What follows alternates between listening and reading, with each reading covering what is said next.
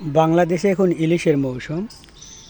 জেলের জালে ঝাঁকে ঝাঁকে ইলিশ মাছ ধরা পড়ছে।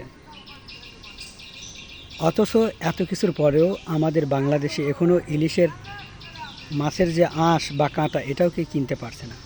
কারণ হলো, আপনারা যদি ভালো করে দেখেন, আমরা যে ভিডিওটি গতকাল দেখিয়েছি সেখানে দেখলাম, দেখেছি আর কি, একটা ইলিশ মাছ 2 কেজি ইলিশ মাছ 9,000 টাকায় বিক্রি হয়েছে। বলেন তো, একটা ইলিশ মাছ যদি 9,000 টাকায় বিক্রি হয়, 2 কেজি ইলিশ মাছ, তাও আবার বাংলাদেশে ইলিশ মাছ চাষ করতে কি কেমিক্যাল দিতে হয়, সার দিতে হয়, খাদ্য দিতে হয়, কোনো কিছু দিতে হয়? এটা তো ন্যাচারাল, নদীর পানি থেকে পাওয়া যায়। তাহলে এই জেলেরা ধরবে আর বিক্রি করবে। একটা 2 কেজি ইলিশ মাছের যদি দাম 9,000 টাকা হয়, তাহলে জাতীয় মাছ ইলিশ এটা কি নাম রাখা উচিত? আপনারা কি আমার সাথে একমত? নাম রাখা উচিত নাকি বলেন? আমার কথা হলো, 2 কেজি একটা ইলিশ যদি 9,000 টাকায় বিক্রি হয়ে থাকে, বাজারে দেখলাম 9,000 টাকার একটা মাছ, ইলিশ মাছ 9,000 টাকায় বিক্রি হয়েছে আর কি, তাহলে ইলিশ মাছ জাতীয় মাছ এটা কি নাম রাখা উচিত বলেন? তাহলে জাতীয় মাছ তো আমরা পাঙ্গাসের দামও অনেক সময় বেড়ে যায়। তাহলে তেলাপিয়া জাতীয় মাছ আমরা তেলাপিয়া নাম রাখি, নামটা চেঞ্জ করি।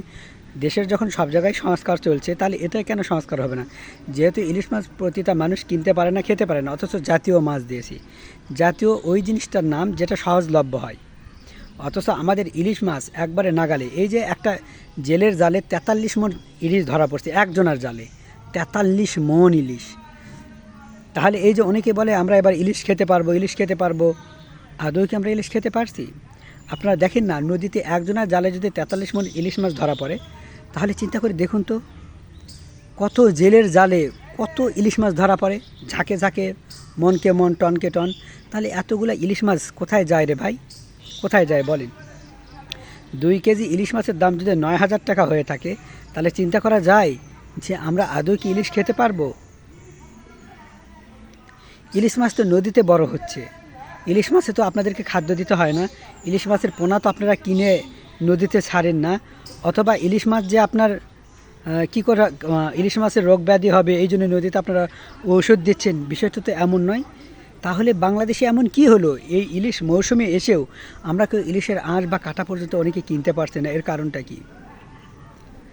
এত ইলিশ মাছ ধরা পড়া সত্ত্বেও অবাক লাগছে যে ইলিশের বাজারে আগুন, দাম কোনোভাবেই কমছে না, ছুঁই ছুঁই হচ্ছে না।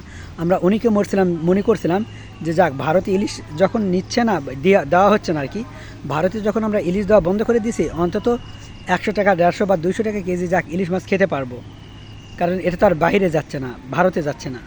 কিন্তু খাওয়া তো দূরের কথা, আপনি দেখেন না, 1 কেজি ইলিশ মাছের দাম যদি 9,000 টাকা হয়ে থাকে, তাহলে আপনারা কীভাবে খাবেন?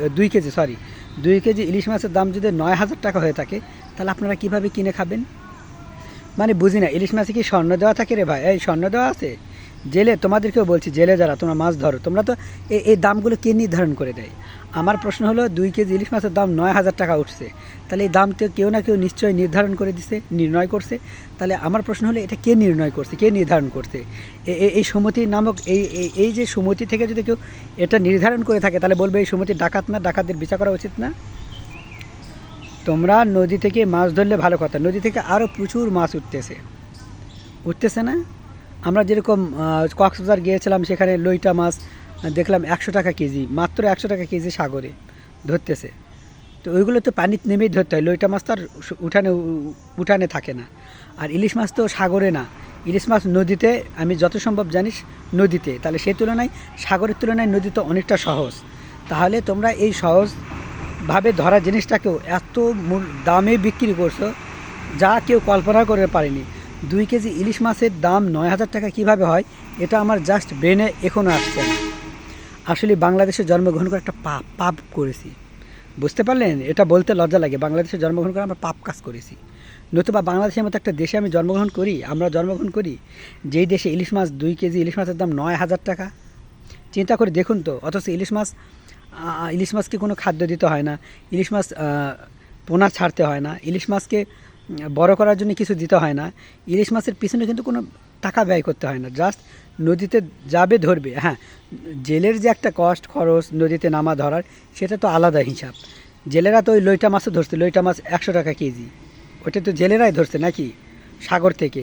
তাহলে ইলিশ মাছের দাম এত কেন হলো? তবে জাতীয় মাছ, জাতীয় মাছ পাঙ্কাস না, সিলভারও না, ওই তেলাপিয়া দিক, তেলাপিয়ার মাছের দাম কিন্তু বাড়ে না, কম থাকে সবসময়। কারণ সিলভার মাছের দামও অনেক সময় ওঠানামা করে যখন নদীতে যখন আমাদের মৌসুম আসে আর কি, যেরকম আমাদের ঈদের মধ্যে বা ঈদের পরে বা যে কোনো বড় মেলা টেলা হয়, তখন এই যে সিলভার মাছ এটারও কেজি 200, 250, 300 টাকা করে হয়ে যায়।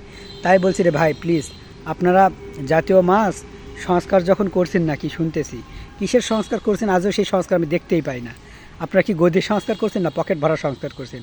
জান তো আপনারা ইলিশ মাছ, জাতীয় ইলিশ মাছ এটা চেঞ্জ করে দেন। আপনারা জাতীয় মাছ লেখা দেন। পাঙ্কাশও চলবে না, পাঙ্কাশ মাছের দাম অনেক সময় ওঠানামা করে, নদীর পাঙ্কাশ হলে তো তার দাম আকাশচুম্বী। অতএব তেলাপিয়া মাছের দাম সবচেয়ে কম হয়, এটার মাছ, এই মাছের তেলাপিয়া মাছের দাম খুব একটা বাড়ে না। তাই জাতীয় মাছ পাঙ্কাশ, সিলভার, ইলিশ এগুলো না রেখে সরাসরি তেলাপিয়া রাখা হোক, এই সংস্কারের দাবি জানাই। নতুবা এত টাকা ইলিশ মাছের দাম কেন হবে?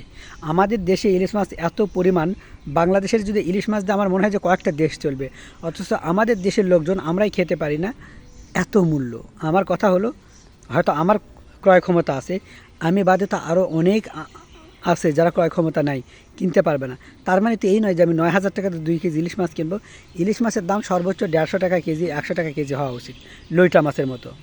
জাতীয় মাছ, এটা তো জাতীয় জিনিস, বেশি পাওয়া যায়, দাম কম হয়, তাহলে ইলিশ মাছের দাম 1 থেকে 150 টাকা কেজির মধ্যে থাকা উচিত। নতুবা আমি দাবি জানাচ্ছি, আপনারাও দাবি জানান, এই ইলিশ মাছের নামটা পরিবর্তন করে কী দেওয়া হোক, তেলাপিয়া মাছ দেওয়া হোক। কারণ ইলিশের কাঁটা আর আঁশও আমরা পাই না, বুঝতে পারছেন? এটা আমাদের জন্য লজ্জাজনক, দুঃখজনক। কোন দেশে আসছি রে ভাই, জন্মগ্রহণ করছি। আপনারা লাইভটা বেশি বেশি শেয়ার করে দিবেন, এবং যদি আমি সত্যি না বলে থাকি, মিথ্যা বলে থাকি, কমেন্টে জানাবেন। এবং আমি যে সঠিক বলে থাকি, আপনাদের মনে হয় যে হ্যাঁ সঠিক বলছে, তাহলে সেটাও কমেন্টে জানাবেন। যাই হোক, বিদায় নিচ্ছি। এরকম সঠিক সত্য তথ্য জানতে চোখ রাখুন আমার এই চ্যানেলে।